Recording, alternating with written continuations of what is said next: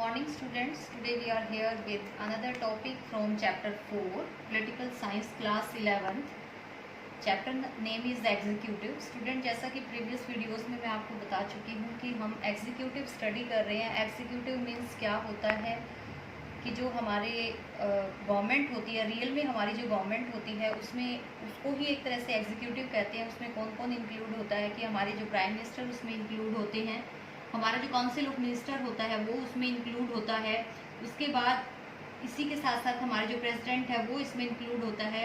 उसके इनको हम कहते हैं कि ये एक पॉलिटिकल एग्जीक्यूटिव है. इसके साथ हमारी एक और एग्जीक्यूटिव, जैसे कि हमने टाइप्स में स्टडी किया था कि हमारी एक परमानेंट एग्जीक्यूटिव भी होती है, जो मैंने आपको डिफरेंशिएट बताया था कि परमानेंट एग्जीक्यूटिव और पॉलिटिकल एग्जीक्यूटिव क्या होती है. तो परमानेंट एग्जीक्यूटिव जो होती है वो होती है हमारे जो एडमिनिस्ट्रेटिव डिपार्टमेंट होता है. तो आज हमारा लास्ट टॉपिक है ये. इसी एडमिनिस्ट्रेटिव डिपार्टमेंट को हम स्टडी करेंगे कि यानी कि हमारी जो परमानेंट एग्जीक्यूटिव है वो क्या होती है और उसका क्या रोल है, हमारे देश में उसका क्या रोल है, और पॉलिटिकल एग्जीक्यूटिव और परमानेंट एग्जीक्यूटिव दोनों किस तरीके से जुड़ी हुई है. जो हमारी परमानेंट एग्जीक्यूटिव है उसको मेनली ब्यूरोक्रेसी भी कहा जाता है. ब्यूरोक्रेसी क्या होता है? ब्यूरोक्रेसी को हिंदी में कहते हैं नौकरशाही. यानी कि जो गवर्नमेंट ऑफिसर्स होते हैं वो सब ब्यूरोक्रेसी में शामिल होते हैं, जो एडमिनिस्ट्रेटिव वर्क को संभालते हैं. जो हमारा एडमिनिस्ट्रेटिव टास्क जो होता है, जो एक मिनिस्टर के अंडर आता है, उसको रियल में जो करते हैं वो हमारी ब्यूरोक्रेसी करती है, जो कि हमारे प्रशासनिक अधिकारी होते हैं, जो बड़े बड़े अधिकारी यानी कि जो गवर्नमेंट सर्विसेज से जुड़े हुए ऑफिसर्स होते हैं. ब्यूरोक्रेसी को डेस्क गवर्नमेंट भी कहा जाता है, क्योंकि मेनली या इसको टेबल गवर्नमेंट भी कहा जाता है, क्योंकि ये जो हमारी जो भी पॉलिसीज़ या जो भी प्रोग्राम्स होते हैं वो जो हमारे प्रशासनिक अधिकारी होते हैं उनकी जो टेबल होती है उस पर ही फॉर्मुलेट होते हैं, इसीलिए इसको डेस्क गवर्नमेंट भी कहते हैं. स्टूडेंट, जैसा कि मैंने आपको बताया कि हमारा जो लेजिस्लेशन वर्क है, लेजिस्लेशन वर्क मीन्स क्या होता है कि जो भी लॉज, जो भी कानून बनाए जाते हैं उसमें हमारे जो रिप्रेजेंटेटिव्स होते हैं, रिप्रेजेंटेटिव मतलब क्या होता है कि जो हमारे मिनिस्टर्स होते हैं उनका बहुत बड़ा रोल होता है. मतलब कि वो अकाउंटेबल होते हैं कि देश की जनता के लिए वो कानून बनाएंगे, लेकिन उन कानूनों का स्ट्रक्चर कौन तैयार करता है, उन कानूनों को या उन प्रोग्राम्स को फॉर्मुलेट कौन करता है, वो हमारे प्रशासनिक अधिकारी होते हैं. तो उसके बाद थोड़ा सा एक क्लासिफिकेशन आ जाता है. इसको हम सिविल सर्विसेज भी कहते हैं. जो हमारी ब्यूरोक्रेसी होती है जिसके अंदर बहुत सारी जॉब्स इंक्लूड होती हैं, जो गवर्नमेंट जॉब इंक्लूड होती हैं, तो इसलिए इसको हम इंडियन सिविल सर्विसेज भी कहते हैं, जिसको कि यूपीएससी कंडक्ट करता है. यूपीएससी मतलब जो हमारा यूनियन पब्लिक सर्विस कमीशन है ये कंडक्ट करता है, जिसमें कि बहुत बड़े बड़े ऑफिसर्स जो है वो सिलेक्ट किए जाते हैं. उनकी जो एबिलिटी होती है उसके बेस पे वो सिलेक्ट किए जाते हैं. इसको हम 3 कैटेगरी में डिवाइड करते हैं. 3 कैटेगरी में, जैसे कि फर्स्ट हमारी जो होती है वो ऑल इंडिया सर्विसेज होती हैं. ऑल इंडिया सर्विसेज जो होती है वो डायरेक्ट यूपीएससी के अंडर कंडक्ट होती हैं. यूपीएससी के अंदर जो कंडक्ट होती है ऑल इंडिया सर्विसेज, उसमें हमारे जो बड़े बड़े प्रशासनिक अधिकारी होते हैं, जैसे कि हमारे एडमिनिस्ट्रेटिव जिसको कि हम आईएएस आईपीएस ऑफिसर्स होते हैं, जो हमारे एडमिनिस्ट्रेटिव जो सर्वेंट्स होते हैं, या जो हमारा पुलिस डिपार्टमेंट होता है, जो बड़े बड़े ऑफिसर्स होते हैं वो इसमें शामिल होते हैं. और इनको सिलेक्ट करने का काम जो होता है वो यूपीएससी करता है. ये कमीशन बनाया जाता है, गवर्नमेंट के द्वारा एक कमीशन तैयार किया जाता है जो हमारे इन प्रशासनिक अधिकारियों को सिलेक्ट करता है. इसी के साथ दूसरा जो हमारा सिविल सर्विसेज में आते हैं वो हमारी सेंट्रल सर्विसेज आती है, जो डायरेक्ट सेंट्रल गवर्नमेंट के अंडर आती है.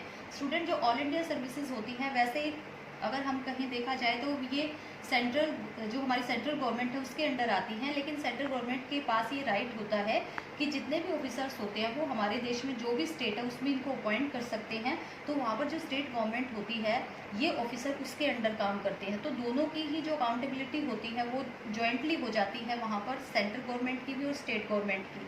लेकिन जो ज़्यादा इफेक्ट जो होता है वो सेंट्रल गवर्नमेंट का होता है. और जो सेंट्रल सर्विसेज होती हैं उन पे डायरेक्ट जो कंट्रोल होता है वो हमारी सेंट्रल गवर्नमेंट का होता है. जैसे कि इंडियन रेवेन्यू सर्विस होती हैं इसमें. इसके अलावा कुछ जो फॉरेन सर्विसेज होती हैं वो सारी हमारी सेंट्रल सर्विसेज में आती हैं. थर्ड कैटेगरी जो होती है इसमें स्टेट सर्विसेज की होती है. जैसे पर्टिकुलर किसी स्टेट के अंडर जो सर्विसेज होती हैं, जो ऑफिसर्स तैयार किए जाते हैं, जो ऑफिसर्स जो अपॉइंट किए जाते हैं वो एक स्टेट के अंडर आते हैं. तो इस तरीके से हमारी जो सिविल सर्विसेज हैं उनको कैटेगराइज किया जाता है रियल में जो पॉलिसीज़ या प्रोग्राम्स होते हैं उनको जो एक ड्राफ्ट तैयार करना, उनका स्ट्रक्चर तैयार करने का काम ही हमारे सिविल सर्वेंट्स करते हैं, और बाद में जो मिनिस्टर्स होता है उसकी अप्रूवल के बाद पर्टिकुलर एरियाज़ में उन कानूनों को लागू किया जाता है। तो स्टूडेंट, आई होप आपको जो ब्यूरोक्रेसी है हमारी समझ आ गई होगी कि ब्यूरोक्रेसी हमारी जो परमानेंट एग्जीक्यूटिव है उसका कितना बड़ा रोल है हमारे देश में जो एडमिनिस्ट्रेटिव डिपार्टमेंट है उसको चलाने के लिए। अब इसके फंक्शंस कर लेते हैं स्टूडेंट कि क्या फंक्शन है, जो एडमिनिस्ट्रेटिव रोल क्या है हमारे देश में, क्या काम करते हैं ये। तो सबसे पहला काम क्या होता है इनका, एडमिनिस्ट्रेटिव रोल, यानी कि जो प्रशासनिक रोल होता है वो सबसे ज़्यादा इम्पोर्टेंट होता है। इसमें एडमिनिस्ट्रेटिव रोल में हम क्या कह सकते हैं कि जो एडमिनिस्ट्रेटिव फंक्शन होते हैं वो किसी भी ब्यूरोक्रेसी के मतलब मेन होते हैं। एक मिनिस्टर जो होता है, यानी कि जो हमारी पॉलिटिकल एग्जीक्यूटिव होती है, एक मिनिस्टर क्या करता है, किसी भी पॉलिसी को फॉर्मुलेट करता है, मतलब उसके पास उसकी रिस्पॉन्सिबिलिटी होती है कि पर्टिकुलर एरिया में ये मिनिस्टर है तो इसको ये पॉलिसी अपने एरिया के लोगों के लिए बनानी है।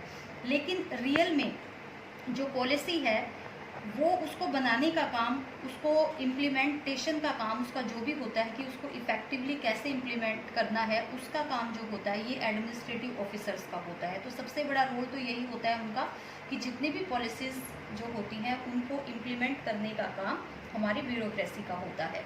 उसके बाद student, to influence the policy, जो पॉलिसी मैंने अभी बताया कि कोई भी कानून, पॉलिसी, प्रोग्राम्स कुछ भी किसी एरिया में लगाया जाता है तो जो पर्टिकुलर मिनिस्टर उस चीज़ को करता है, लेकिन मिनिस्टर जो होते हैं उनको कई बार इतनी नॉलेज नहीं होती किसी जिस भी सब्जेक्ट पे कोई पॉलिसी बन रही है, तो उसको इन्फ्लुएंस मतलब उसको जो प्रभावित करता है वो एडमिनिस्ट्रेटिव ऑफिसर होता है। क्योंकि एडमिनिस्ट्रेटिव डिपार्टमेंट में जितने भी ऑफिसर्स होते हैं वो काफ़ी स्किलफुल होते हैं, काफ़ी मतलब एजुकेटेड होते हैं, उनमें उनके अंदर इतनी एबिलिटी होती है कि वो पॉलिसीज़ को इफ़ेक्ट करें, इन्फ्लुएंस करें।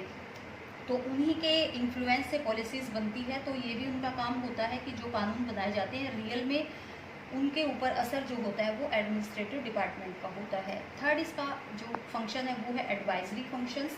स्टूडेंट, जैसा कि मैंने आपको बता दिया कि ब्यूरोक्रेसी में जो भी ऑफिसर्स या गवर्नमेंट सर्वेंट्स होते हैं वो सभी बहुत वेल एजुकेटेड होते हैं, उनको पर्टिकुलर एरिया के बारे में सारी नॉलेज होती है। तो इसीलिए जो लेजिस्लेशन वर्क होता है, जो कानून बनाया जाता है, उसमें एज ए एडवाइजरी का रोल भी वो प्ले करते हैं, मतलब एडवाइस देते हैं कि ये पॉलिसी जो है पर्टिकुलर एरिया के लिए ठीक है कि गलत है। तो इस तरह का काम भी ब्यूरोक्रेसी का होता है। Legislative function very important. Legislative function क्या होता है, देखिए स्टूडेंट जो है ब्यूरोक्रेसी जो है वो स्टूडेंट्स ब्यूरोक्रेसी में जो लेजिस्लेटिव फंक्शंस होते हैं, यानी जो कानून बनाने का काम होता है, उसमें ब्यूरोक्रेसी बहुत बड़ा रोल प्ले करती है। एडमिनिस्ट्रेटिव ऑफिसर्स बहुत बड़ा रोल प्ले करते हैं। देखिए पर्टिकुलर एरिया की बहुत सारी प्रॉब्लम्स होती हैं, सोशल, इकोनॉमिक और पॉलिटिकल प्रॉब्लम्स होती हैं, जिनके ऊपर की लेजिस्लेशन वर्क करना पड़ता है, कानून बनाने पड़ते हैं। तो जैसे कि हमारी पार्लियामेंट्री फॉर्म ऑफ गवर्नमेंट है, तो वहाँ पर कानून जो है वो मेनली जो हमारे लेजिस्लेचर है उसमें बनते हैं, लेकिन इनडायरेक्टली उसके ऊपर इफेक्ट भी हमारे जो ब्यूरोक्रेसी है उसका होता है। नेक्स्ट जो हमारा है इसमें डेलीगेटेड लेजिस्लेशन। स्टूडेंट्स देखिए, आपने देखा होगा हमारी पार्लियामेंट है या हमारी जो स्टेट लेजिस्लेटिव काउंसिल है, वहाँ पर जो कानून बनते हैं, कानून फॉर्मुलेट होते हैं, तो उसमें मिनिस्टर का बहुत बड़ा रोल होता है। लेकिन मिनिस्टर जो भी कानून बनाता है, जो भी डेलीगेटेड जो कानून बनता है किसी भी पर्टिकुलर एरिया के लिए, उसको जो ब्यूरोक्रेसी है उसका डिज़ाइन एक तरह से वही तैयार करते हैं।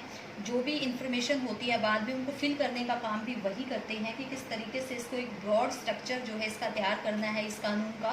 तो डेलीगेटेड लेजिस्लेशन जो होती है वो भी हमारा जो एडमिनिस्ट्रेटिव डिपार्टमेंट है वो तैयार करता है। फाइनेंशियल फंक्शंस, देखिए स्टूडेंट, एक एडमिनिस्ट्रेटिव ऑफिसर्स होता है, उसको अपने एरिया की जो भी प्रॉब्लम्स हैं, जो भी फाइनेंशियल प्रॉब्लम है या जो भी वेलफेयर वर्क है वहाँ के लोगों के लिए करने हैं, वो उसको ज़्यादा नॉलेज उसको पता होती है।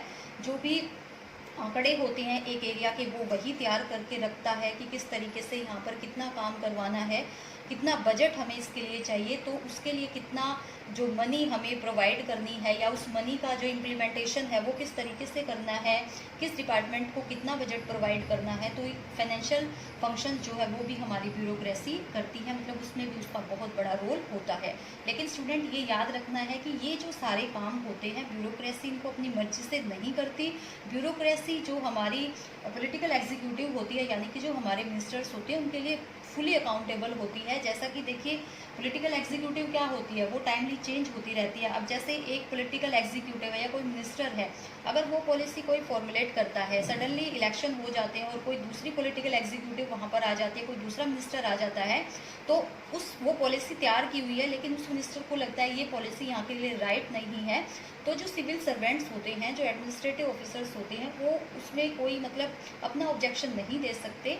वो जो नया मिनिस्टर है जो पॉलिसी वो उनको प्रोवाइड करेगा वो सिर्फ उसी को इम्प्लीमेंट करेंगे, यानी कि वो बहुत अकाउंटेबल होते हैं, वो न्यूट्रल होते हैं, मतलब उनका रोल बहुत न्यूट्रल होता है। वो कोई ऑब्जेक्शन जो है वो हमारी पॉलिटिकल एग्जीक्यूटिव के अगेंस्ट नहीं कर सकते।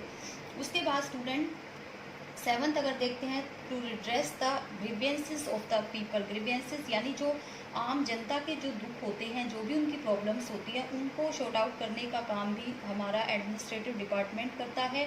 ये लोग बहुत अकाउंटेबल होते हैं, बहुत कनेक्टेड होते हैं लोगों के साथ, लोगों की प्रॉब्लम्स के लिए अवेयर होते हैं, और वो जो भी प्रॉब्लम्स होती है उसको हमारी पॉलिटिकल एग्जीक्यूटिव तक पहुंचाने का काम भी ये लोग करते हैं, ताकि लोगों के प्रॉब्लम्स को दूर किया जा सके।